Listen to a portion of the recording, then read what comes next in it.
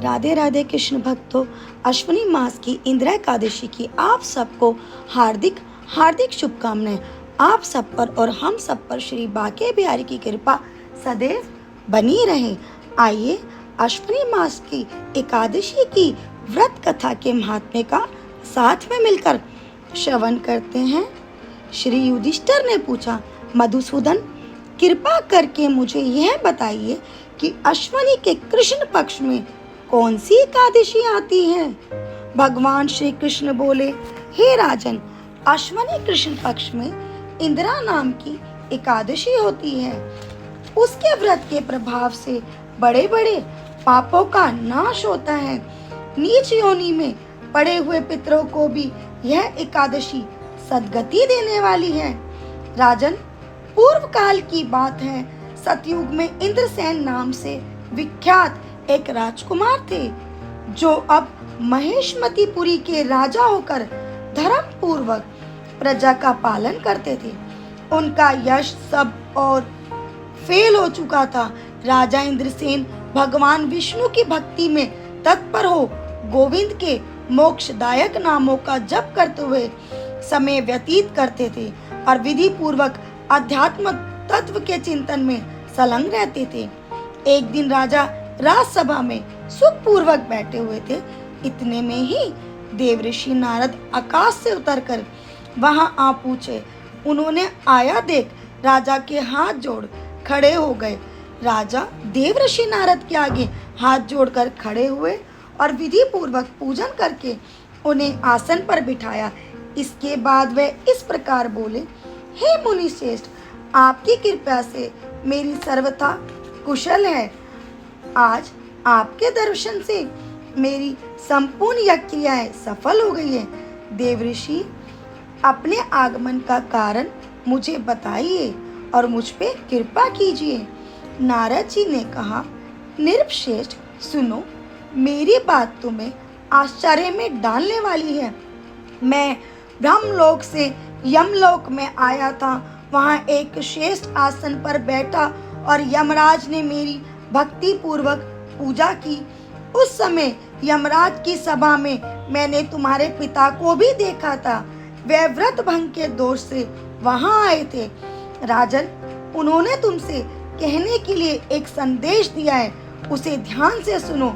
उन्होंने कहा है, बेटा, मुझे इंदिरा के व्रत का पुण्य देकर स्वर्ग में भेजो। उनका यह संदेश लेकर मैं तुम्हारे पास आया हूँ। राजन, अपने पिता को स्वर्ग लोक की प्राप्ति कराने के लिए इंदिरा का व्रत करो। राजा ने पूछा, भगवान, कृपया करके इंदिरा का व्रत बताइए।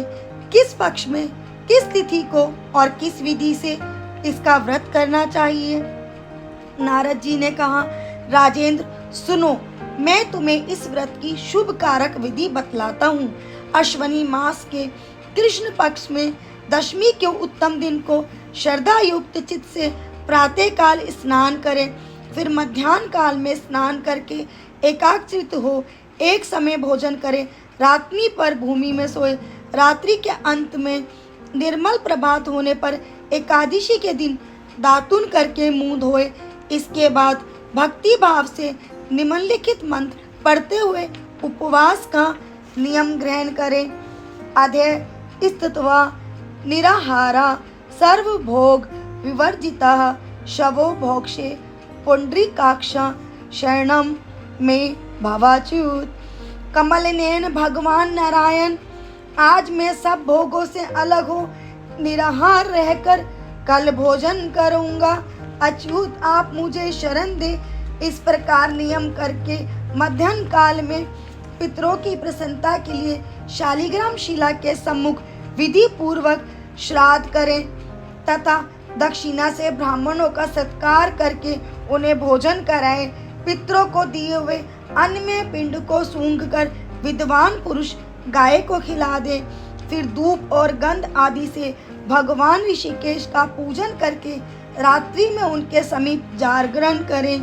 तत्पश्चात सवेरा होने पर द्वादशी के दिन पुनः भक्ति पूर्वक श्री हरि की पूजा करें। उसके बाद ब्राह्मणों को भोजन कराकर भाई बंधु नाती और पुत्र आदि के साथ स्वयं मौन होकर भोजन करें। राजन, इस विधि से आलस्य रहित होकर तुम इंदिरा का व्रत करो। इससे तुम्हारे पितृ भगवान विष्णु के वैकुंठ धाम में चले जाएंगे, श्री हरि के धाम में चले जाएंगे। भगवान श्री कृष्ण कहते हैं, राजन, राजा इंद्रसेन से ऐसा कहकर देवऋषि नारद अंतर्ध्यान हो गए। राजा ने उनकी बताई हुई विधि से अंतपुरी की रानियों, पुत्रों और भृत्यों सहित उस उत्तम व्रत का अनुष्ठान किया। कुंती नंदन, व्रत पूर्ण होने पर आकाश से फूलों की वर्षा होने लगी। इंद्रसेन के पिता गरुड़ पर आरूढ़ होकर श्री विष्णु जी के धाम को चले गए और राजश्री इंद्रसेन भी अकंटक राज्य का उपभोग करके अपने पुत्र को राज्य पर बैठाकर स्वयं स्वर्गलोक को चले गए। इस प्रकार मैंने तुम्हारे सामने इंदिरा व्रत के महात्म्य का वर्णन किया है। इसको पढ़ने और सुनने से मनुष्य सब पापों से मुक्त हो जाता है। बोलो बांके बिहारी लाल की जय। जय जय श्री राधे।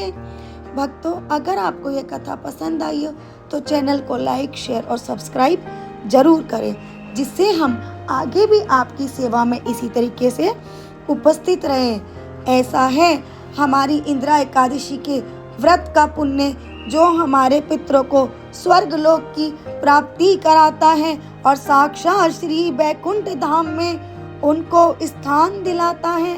एक बार प्रेम से बोलो, श्री वृंदावन बिहारी लाल की जय। जय जय श्री राधे। श्रीमन्नारायण नारायण हरि हरि, श्रीमन्नारायण नारायण हरि